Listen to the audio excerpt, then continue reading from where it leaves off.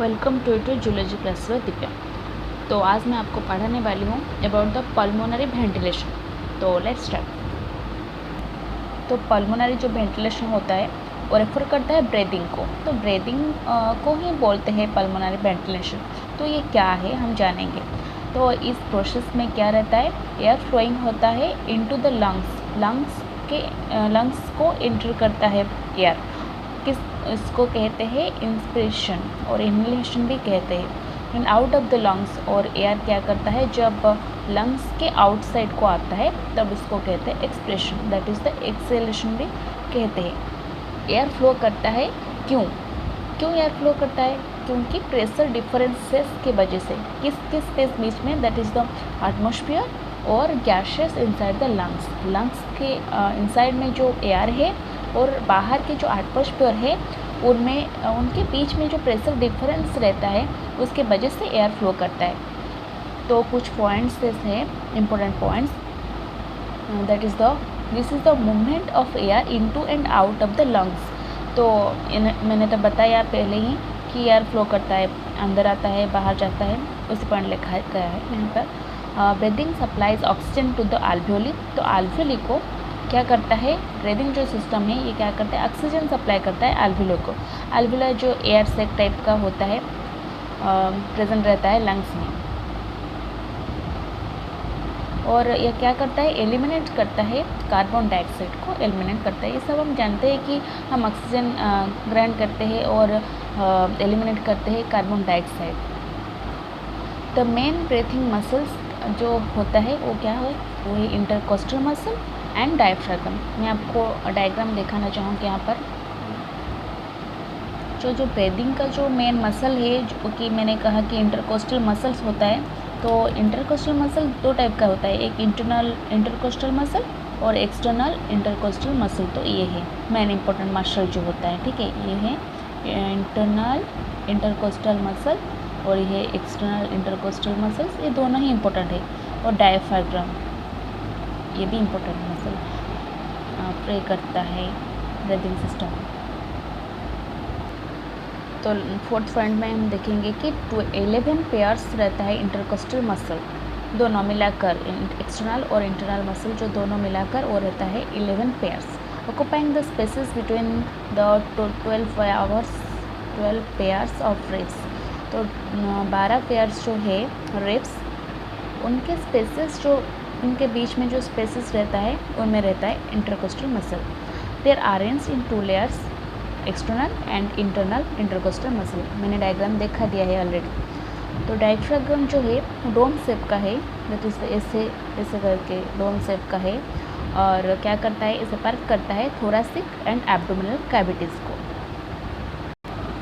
तो जो डायफ्रागम है क्या करता है, थोरासिक पार्ट को और एब्डोमिनल कैविटी को सेपरेट किया है, ठीक है, देखिए ना। और ब्रीदिंग डिपेंड करता है changes in pressure and volume. सिर्फ प्रेशर नहीं, यहाँ पर वॉल्यूम के ऊपर भी डिपेंड करता है, क्योंकि प्रेशर और वॉल्यूम दोनों रिलेटेबल है। तो ब्रीदिंग जो है वो डिपेंड करता है changes in pressure and volume in the thoracic cavity में। थोरासिक कैविटी में प्रेशर एंड वॉल्यूम का जो चेंज होता है इसके वजह से। Since the air flow from an area of high pressure to an area of low pressure. हमको तो पता है कि एयर फ्लो करता है हाई प्रेशर से लो प्रेशर को, इस तरह से होता है। Changing the pressure inside the lungs, तो लंग्स में ये प्रेशर को चेंज करता है। Determine the direction of air flow, इस वजह से एयर फ्लो होता है। इसी तरह से अगर प्रेशर बढ़ गया तो इस तरह से वो बाहर जाएगा कि अंदर जाएगा, ये सब इस तरह से होता है, डिटरमाइन होता है। तो ब्रीदिंग जो इन्वॉल्व्स है 2 processes, that is the inspiration जिसको इनहेलेशन कहते हैं और एक्सपिरेशन। तो ब्रीदिंग 2 प्रोसेस है, हमको पता होगा, हम पहले से भी जानते हैं ये सब चीज़ कि हम निश्वास प्रश्वास और इनहेलेशन, इसमें इंस्पिरेशन, इनहेलेशन और एक्सहेलेशन, ये सब हमको पता है। तो फिर से देख लीजिए। तो इंस्पिरेशन एंड एक्सप्रेशन क्या करता है, डिपेंडेंट करता है on the differences in pressure between the atmosphere and the lungs, जो मैंने पहले ही बताया है।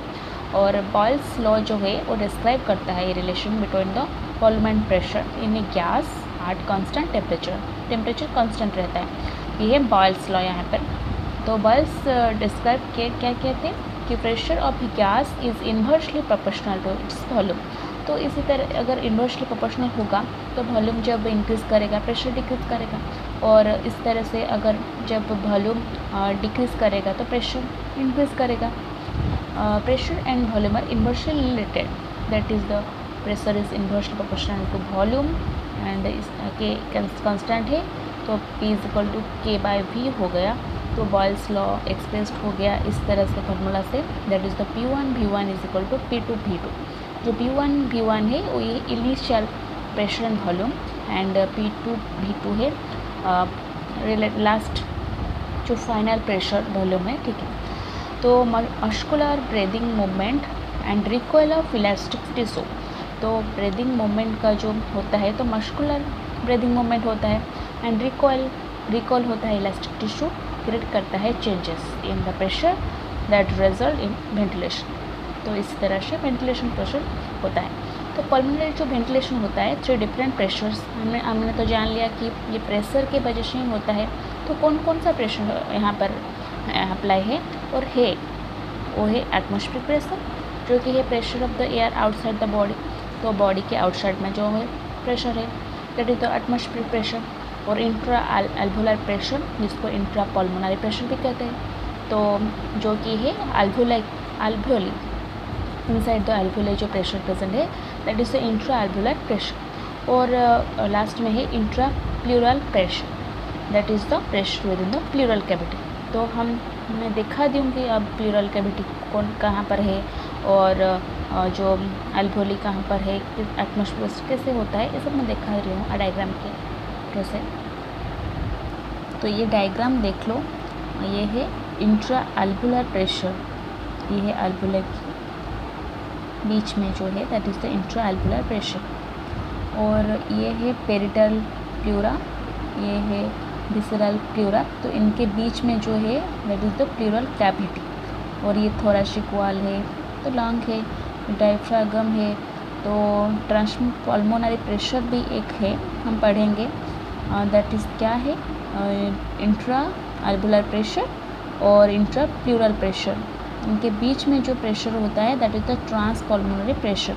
तो इंट्रा प्लूरल प्रेशर जो है दैट इज़ द इनके बीच में जो प्लूरल कैविटी है इनके बीच में जो प्रेशर होता है that is the intra pleural pressure, ठीक है। डायग्राम से देखने से अच्छे से समझ आ जाएगा। ये है एटमॉस्फेरिक प्रेशर जो बाहर से आ रहा है, ठीक है।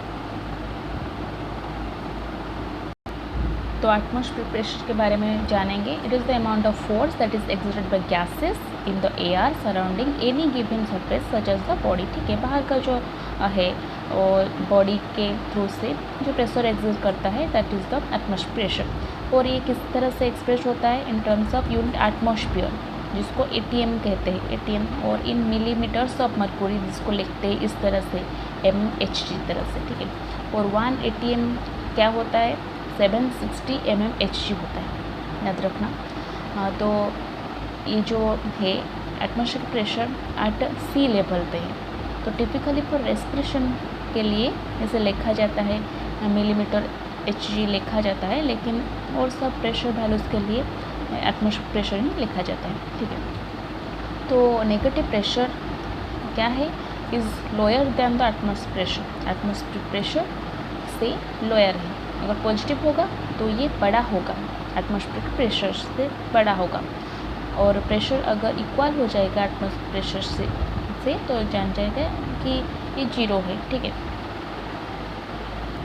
तो जो इंट्रा एल्वोलर प्रेशर है वो प्रेशर है in the it is the pressure of the air in the alveoli while changes to the different phases of breathing। तो breathing का जो different phases है that is 2 phase है जो expiration inspiration, इस phase में वो थोड़ा change होता है क्योंकि alveoli connected होता है atmosphere से connected होता है via the tubing of the airways की through से, ठीक है।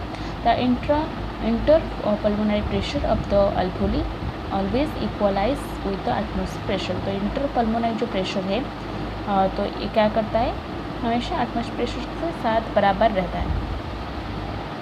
तो alveolar pressure changes during the different stages of the cycle. It equalizes at 760 mmHg की तरह से जो इंटरपल्मोनरी प्रेशर जो क्या है इसको ही बोलते हैं, इंट्रा एल्वेलर प्रेशर को ही बोलते हैं इंटरपल्मोनरी प्रेशर। तो ये क्या करता है, इक्वलाइज रहता है एटमॉस्फेयर प्रेशर का जो वैल्यू है 760 mmHg है, तो इसके साथ इक्वलाइज करता है, लेकिन कभी कभी क्या but does not remain, change हो जाता है, ठीक है। 760 mmHg नहीं रहता है, चेंज करता है। तो अब इंटरप्लूरल प्रेशर, तो ये क्या है, pressure of the air within the pleural cavity between the visceral and parietal pleura. हमने डायग्राम भी देखा और समझा भी, तो ठीक है।